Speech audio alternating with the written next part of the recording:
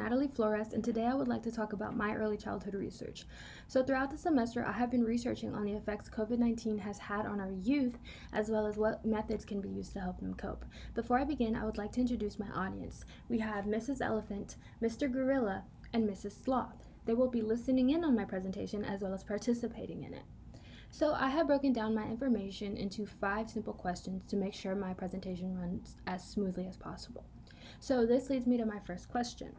Who is being affected? Now, I know you're probably thinking, everyone is being affected, and you are 100% right. Everyone is being affected by this pandemic, but today I want to specifically focus on young children who are in development. So this leads me to my next point.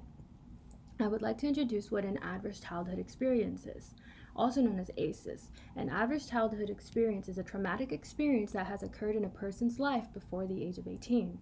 So an example could be child abuse, neglect, verbal abuse, etc. So it is safe to say that what is happening right now in the world can be considered an adverse childhood experience. And to further prove my point, an article by Lee M. Sanders states that the COVID-19 pandemic has caused children to be exposed to ACEs and has also made it worse for children who were already previously dealing with ACEs that were not caused by this pandemic. So what children have been exposed to have been parental anxieties, housing insecurities, food insecurities, getting sick themselves, switching to online school, mourning and grieving the loss of loved ones who unfortunately could not overcome the virus, and many more things. And this has a big impact on brain development, on a young child's brain development.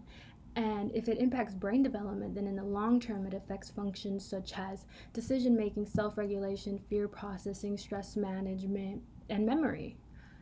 So it is important that we understand that what's happening right now is considered a traumatic experience for children. And according to the US News, adverse childhood experiences release stress hormones into the body, and that leads to negative health outcomes, and that can lead to things such as depression or anxiety. So now that we have covered who is being affected, we can move on to the next question, which is what can be done to help children cope with the effects of COVID-19? So I have broken it down into 4 different ways that parents should help their children cope. So the first way is to keep a steady routine. Now, before the pandemic happened, children had a very steady routine. They would wake up, go to school, go to after school curricular activities, and they would come home, eat dinner, do homework, take a shower, do it all over again the next day. It was very predictable, and children thrive off of predictable routines because predictable routines reduce stress. So children are more focused on what they have to do rather than on what if scenarios caused by the pandemic. So obviously I know things are a lot different now since children are at home all day and they do school online, so their routine has completely been thrown out. But it is important for parents to find a routine for their children, so they're more focused on, for example, riding a bike at 7 p.m., coming home, taking a shower at 8 p.m., watching a movie at 9 p.m., rather than what if scenarios that such as what if dad comes home and tells us he lost his job, or what if mom tells us there's not enough food for dinner tonight. So keeping a steady routine can be more helpful than you know. So the second way is making your child feel as safe as possible. I cannot stress this enough.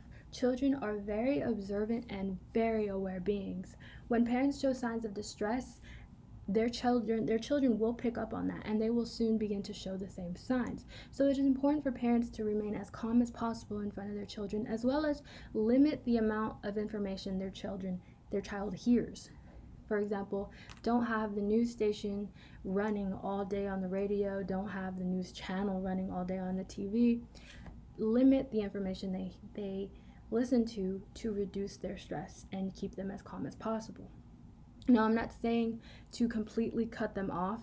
It obviously depends on the child's age, but I'm not saying to completely cut them off.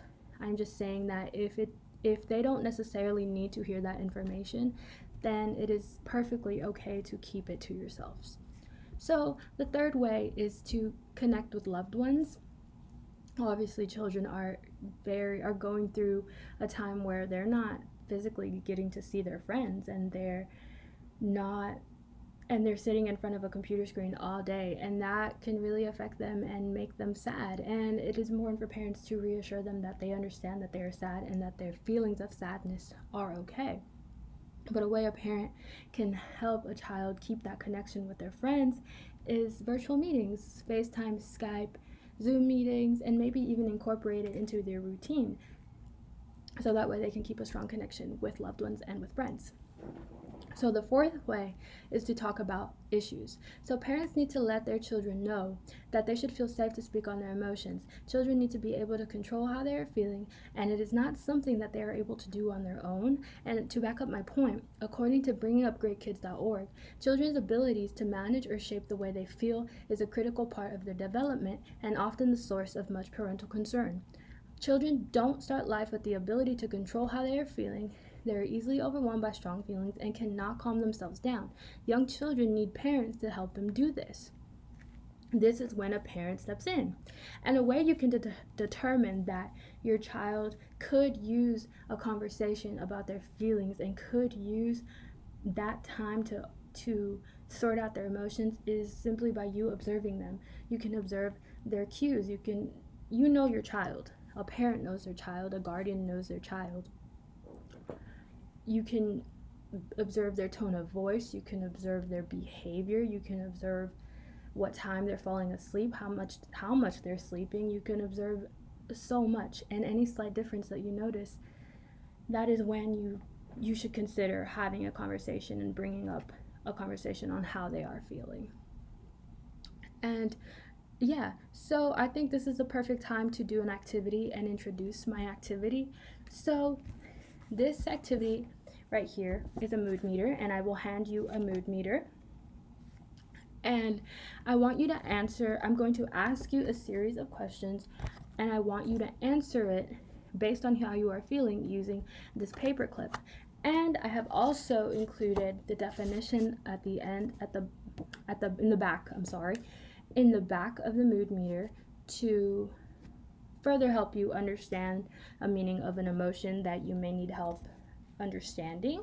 And the reason I included the faces to match the emotion is because, according to Enhancing Emotional Vocabulary in Young Children, adults can teach feeling words directly by placing a picture or photo of a feeling face with the appropriate affective label. So that is why I felt it was necessary to include the pictures. So now that we have covered what we're going to do, let's begin the activity. Here you go. How would you feel if you went from spending the entire school day with your friends to spending it at home in front of a computer screen all day? How would you feel if you suddenly saw everyone in public wearing masks? How would you feel if you saw your parents crying over the loss of a loved one? How would you feel if you had to be separated from a loved one because they needed to be isolated or even hospitalized? How would you feel if you caught the virus yourself? How would you feel if you saw your parents noticeably stressed about the costs of bills and food? Notice how you gave the feelings a label with a lot of ease. I gave you this mood meter. I told you to answer the questions based on how you would feel, and you did it really fast. And the reason you guys did this so fast is because you are adults and you have a well-built emotional vocabulary. If I gave this to a young child still in development, they may not know all of these emotions because they don't have a well-built emotional vocabulary. So that is really important when it comes to children, making sure they have a well-built emotional vocabulary. Once they do that, it'll be so much more simple to determine how they are feeling, and that way you can further discuss their issues. I also feel it is really important for this method is really important because it really can help the coping process, because when a child does not understand their emotions and struggle with expressing themselves, they tend to bottle up their emotions and they tend to bottle up their negative feelings. So for example, here's a bottle with negative feelings in it. And if a child just continues bottling up their negative feelings, soon enough, there's not going to be enough room to hold their negative feelings, and it will spill over, and that is when they will begin to do things such as acting out. They will begin shutting down. Maybe they will even begin developing feelings of depression and anxiety. So if talking to your child can prevent this, then I feel like it is really important to do that. So now that we have covered what can be done to help children cope, we can move on to the third question, which is, where in the world are children being affected? Where do you guys think children are being affected? I would have to agree with Mrs. Sloth. She says everywhere. And that is very true. This is worldwide. This is not limited to children in the US. Every child in development is being affected. And I did some research on some studies that were actually done, and 2 of them actually stood out to me, and I would like to share them with you guys. So, according to the Psychiatric Times, a questionnaire was done in China, and it was administered to 359 children. The questionnaire included a depressive scale, a coping scale, and an anxiety scale.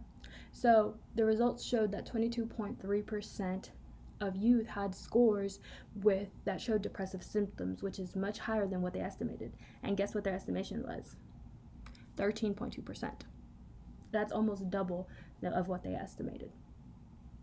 So anxiety levels were also much higher in children, and anxiety levels were higher in children who actually knew people who had the virus than in children who didn't know anyone who had the virus. And another study that I read about was a study done by parents, a study done for parents of children ranging from the ages of 3 to 18 in Italy and in Spain. So the study focused on the effects of quarantine on their children in comparison to the pre-COVID days.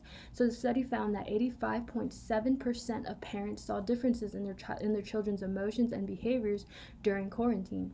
75% of parents reported that feeling stressed about the quarantine situation did increase reports of emotional and behavioral symptoms in their children.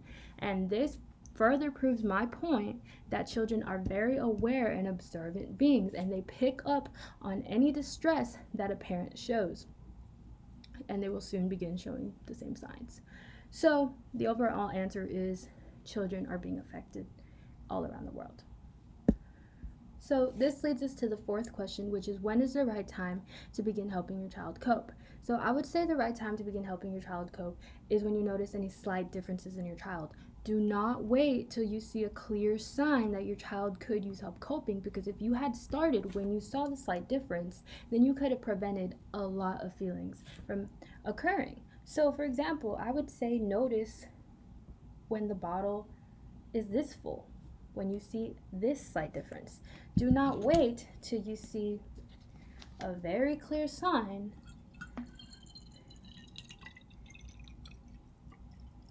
that they need help coping.